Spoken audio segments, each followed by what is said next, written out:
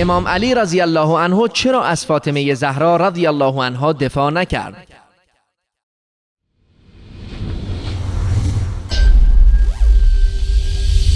امیرالمؤمنین به رسول خدا صلی الله علیه و سلم اقتدا کرد و او اینکه در رسول خدا 13 سالی که در مکه بود مسلمان ها به شدت اونجا توسط کفار، توسط مشرکین شکنجه میشد.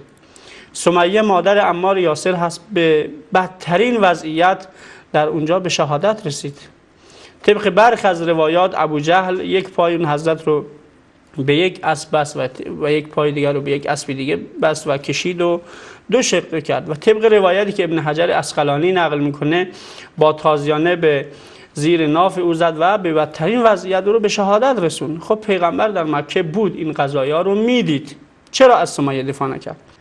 رسول خدا اونجا از سمیه دفاع نکرد تا اسلام زنده بماند، اسلام قدرت پیدا کند، جنگ بدر پیش بیاید و رسول خدا اونجا از سمیه انتقام بگیره، از ابو جهل انتقام سمیه و پدر شوهرش رو بگیره. امیرالمؤمنین هم در اونجا همین کار رو کرد.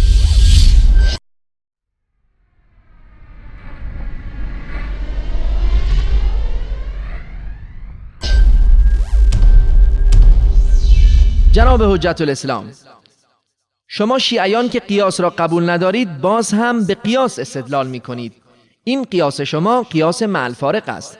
قضیه حضرت سمیه رضی الله عنها با قضیه ساختگی حضرت فاطمه رضی الله عنها هیچ ربطی ندارد، چون سمیه رضی الله عنها در ابتدای اسلام در مکه بود و اسلام و مسلمان ها ضعیف بودند و حکومتی نداشتند و اجازه جهاد و مبارزه داده نشده بود.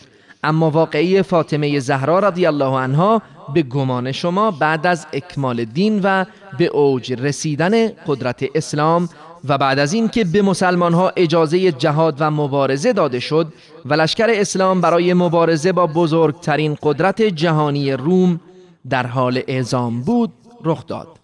میگویند امام علی رضی الله عنه برای وحدت امت سکوت کرد.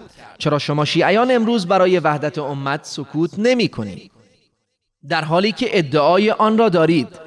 این حرف عجیبی است که امام علی رضی الله عنه برای حفظ وحدت امت سکوت کند و به شیعیان دستور دهد که در مذمت ابوبکر و عمر کتابها بنویسند و سخنرانیها بکنند، آن هم در زمانی که امت اسلامی بیش از هر زمانی نیاز به وحدت و یکپارچگی دارد. زنده بودن نام محمد صلی الله علیه و آله و سلم با از بین رفتن دین محمد چه سودی دارد که علی رضی الله عنه به خاطرش صبر و سکوت را اختیار کرد؟ شما که قائل به کفر ابوبکر و عمر هستید، ما تا حال ندیده بودیم که مؤمن برای حفظ دین با کافران همراه شود و وزیر آنها گردد و به آنها دختر دهد.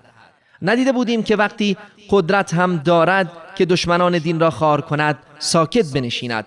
نمیدانیم قسم حضرت عباس را قبول کنیم یا دم خروس را.